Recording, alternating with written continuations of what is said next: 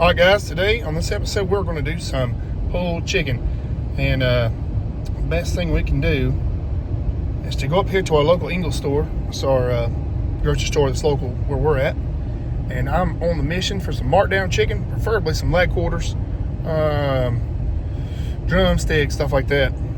We'll take them things, we'll cook them down, and we'll shred them. So I'm going to show you guys how I do it.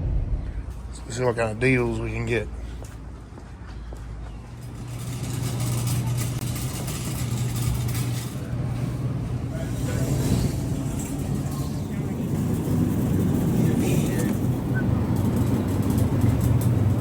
Come after. Boom. Complete without a trip to the beer counter. We'll take these things and brine them. Butterfly chicken. Got us some shiner box for the weekend. We might go for something else too. Let's see. Maybe some Michelob Ultra variety pack. I don't know. Maybe some Natural Light. Now that we're home, this right here is our smoker that we're going to use to smoke these leg quarters down into some pulled shredded chicken. It works great. I'll use these icing buckets that you can normally get from your local deli at your grocery store. You can get them free. They'll just throw them away. So I got this thing all rinsed up, good and clean. Put my leg quarters in here, rinse them out, and then fill it back full of some cool water. Add some salt to it. And then we're going to put it in our freezer here, our refrigerator. Like I said, we got it from that abandoned house, and this thing works excellent as a outdoor refrigerator, beer refrigerator. Works really good, actually. So what I'll do is I'll set the whole bucket, everything down here, let it brine. I'll go ahead and put our chicken up here and our frozen stuff up there. But yeah, we're going to enjoy some cold beer. Let this chicken brine, and then we're going to season it up and get it on the smoker. Got 10 pounds of leg quarters in there. They'll start the brine process here in about a couple hours. They'll be ready to smoke, but we might hold off and smoke them tomorrow. Let them brine even longer. They should be extremely juicy. All right, so it's almost time to get our chicken out and season it up. And I'm going to season it in the bucket, and this is the way I do it. It's been in there for about 4 hours, brining. And what I'm going to do is I'm going to drain the water off. I just take the water and I drain it off into my garden, you know. I use my garlic, salt, my onion powder, and my pepper. I mix it all together. Just mix it in that bucket with all them juices. I'm going to go ahead and go to the grill here. I'm going to kick the power on. Make sure we got plenty enough pellets, and we do. And I'm going to run it up first to 180. So that's our P1 smoke setting. And I want to hit it with smoke. I want to hit it with a good bit of smoke for about 30 minutes. Then I'm going to creep the temperature on up to about 225. And then we're going to cook it at 225 till we get to about 140 degrees. Then we're going to cook it to 165 is what I normally go, about 165 to 175. I like to go just a little bit hotter on chicken just to make sure you kill all the bacteria. And it'll also help crisp it up. So once we get to that point, we'll go to 300 degrees. So I'm gonna show you how I'm gonna do it. Of course, my neighbor's dog's gonna start barking. But yeah, don't mind the wash and dry. I got somebody coming to get them. So let's do it. Yes, sir. Check out that smoke coming off there. That's what we want right there. We just want to hit it with that smoke. Let that smoke start to set in there. We're about 90 degrees. Let that temperature come on up. We also got us our little garden here. We'll be utilizing some stuff out of it soon for our cooking. So we're gonna do everything outside. This is just how we do it, and it works great. This is just a simple little way. You know, go to your local grocery store, Ingles, whatever, find something marked down, and you know, make something out of nothing. Oh yeah. So I need to quit dumping on my heat. Check out our old school refrigerator. Eventually, I'm going to have to get some new gaskets for it. It works perfect, though, right now. And I've got this shade of paint. I'm going to repaint it after I sand it. But while I'm using it, I really don't want to take it out of commission. Man, can't beat that. So our chicken is about ready. So we just drained off our brine. And this chicken's good and chilled down, super cold. And I don't do no kind of measuring or nothing like that, guys. We just want to get a good coating on everything. We're going to start first with our garlic salt. It's already got the brine in it, so we don't need too much salt. I like to get as much covered as I can. I'm just using my grill out here as a table. Now, I was a butcher for about 12 years. I still do it on and off, so in upcoming episodes, which there are videos in here on me cutting meat, and you guys can check those videos out.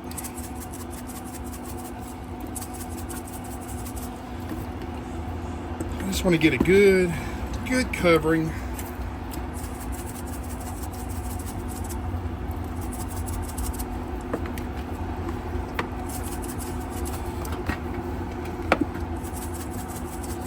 So many people might want to know why are you doing this outside to the elements and all that, guys. I promise you, it's a lot cleaner in the outdoor than it would be in most kitchens outside, and that's a fact. And there's been studies done to that, especially when slaughtering and stuff like that.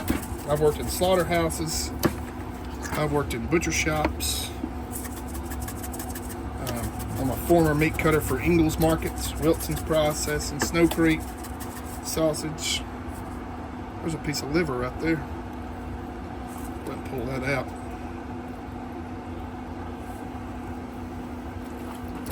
Oh yeah. So that should be plenty enough for the garlic salt. So my next one is onion powder, and I love it on chicken. I mean, this is something that me and the wife came up with, and we've been really satisfied with it. It tastes really good once everything's broke down and the chicken shreds up really good. I've come to find that leg quarters, being that they're fattier, they have the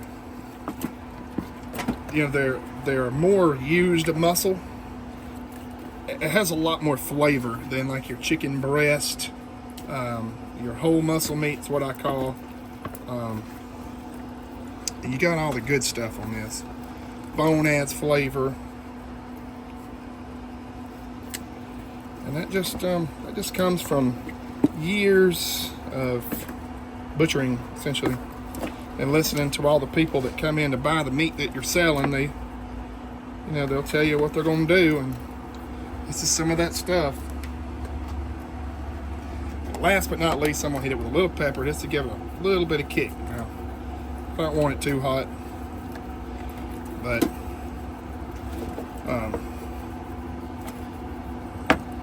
this stuff is good. And I'm telling you, these buckets are handy, so handy. You can get all of your coating in them. Then I'll just take this thing and I'll put some Clorox to it. Wash it off with a water hose, and it's good to go for the next batch. Just clean it up real good, let it air dry. And these are food grade buckets, and they once held icing for cakes. So, all right, now that we got these ready, it's gonna be time to put them in the grill or our smoker. Oh man, this smells unbelievable. The onions, the onion powder, and that garlic powder really just sets this off. So let's get this thing loaded. All right, so we're gonna get these things on, and throughout the cook, we're gonna move these leg quarters around to make sure everything cooks evenly, which I haven't had a problem with yet. But I want to keep a good space in between everything. So I'll alternate some of the chicken between the top rack and the bottom rack to ensure a good even cook. We cook bare-handed. You wash your hands, you're good. When you cut meat, you're cutting it bare-handed. Keep them hands washed. You ain't got nothing to worry about. All right, so she is loaded up. This bad boy is ready to smoke for a while. So 30 minutes. We're going to do 30 minutes on the high smoke. Then we need to get some heat in it, because being that these things are so cold, we don't want them to take too long to cook and allow bacteria to grow, because it's taking too long. It'll sit there in the danger zone for too long. So we need to cook it fast, but we also need to cook it slow. So that's what we're gonna do. All right, so we are at the 30-minute mark. We're gonna go ahead and bump our temperature on up there. Let's get this thing at 225 and let it cook on for a while. Let's take a look. They're starting to sizzle a little bit. There's some heat in there. So now we're gonna really put the smoke to it. And we might alternate out once we get the temperature of the meat up, which I really need to put one of these probes in and just kind of monitor the temperature a little bit. I don't normally use this thing unless I'm doing Boston butts, but these are kind of thicker, so just help us monitor the temperature as we go. Let's find our largest one. It's kind of hard to, there we go. We're not going to use that to judge if we're done or not, just to kind of get an idea of what our temperature is, so that now it's going on down. That temperature's, or that probe's a little bit messed up. But all right, guys, let's let this thing rock on for about 30 more minutes and take a look at it. It should start coloring up. That smoke is rolling now, boys.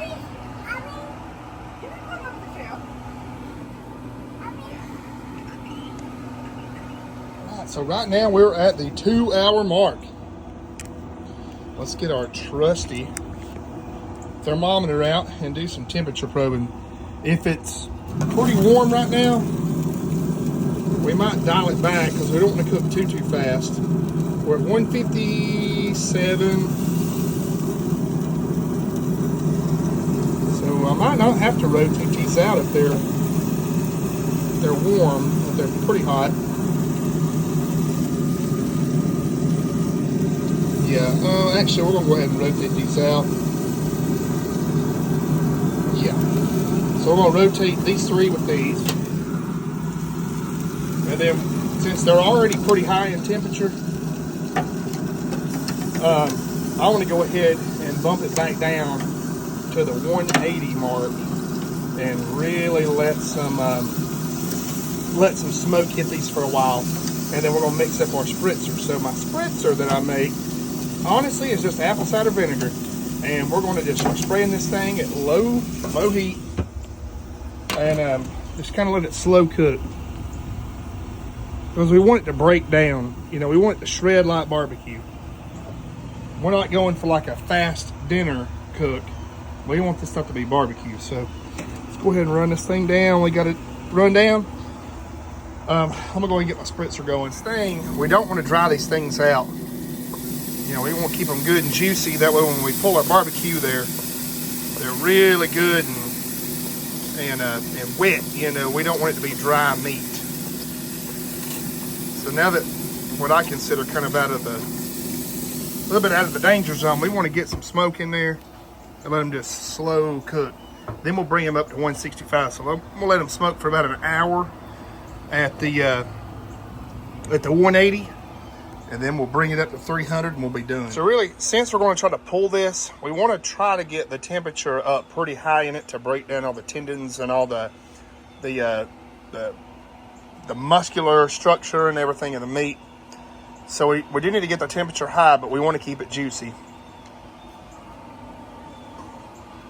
I went ahead and dialed it down to 180 just to get that smoke in there. It was one more good smoke blast for about an hour. Because right now the chicken's practically cooked. It's right at about 150 to, 155. We need to hit about 170 though to crisp the skin, but we got to do that quick so it'll kind of char it. And in order to do that, we're going to go ahead and run the temperature up after our initial smoke. We'll cook it. We'll do a flash cook so that it gets really hot, really quick, crisp the skin. Then we'll shred it after it rests for a while. It'll be good. We'll check in once it's being close to done. Look at that smoke. All right, so we have hit the magic temperatures. Get back in it. Good. A little bit high is good. 70. Good.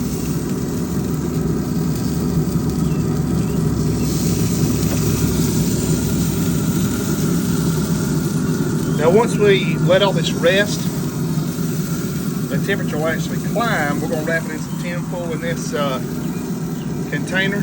And guys, I'm gonna let you guys see it whenever we do the shredding process. It's gonna be awesome. So I'm gonna go ahead and pull these off, shut the grill down, wrap them in tin foil, put them in the oven, no temperature, just let them rest in this pan, wrapped up, and then we're gonna shred it.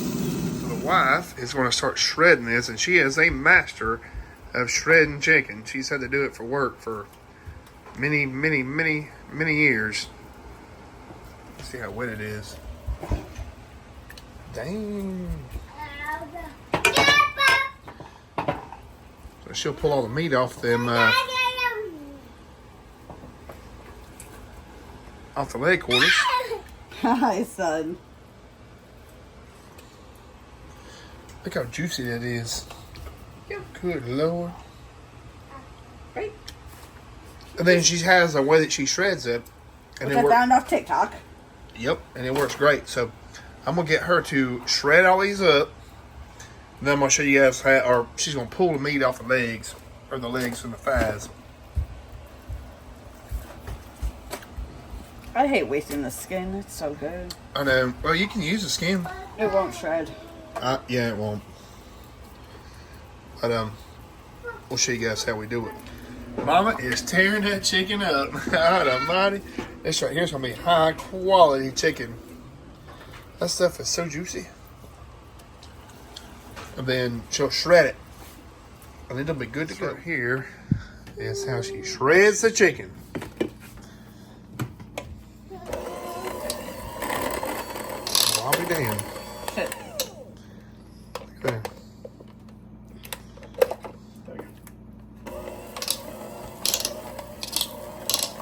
Well, that definitely works.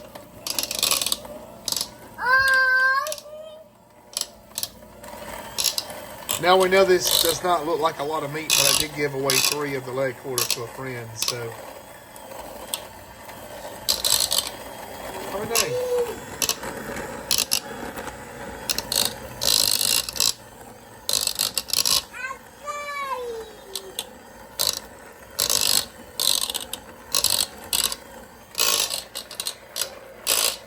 Well, that's pretty shredded.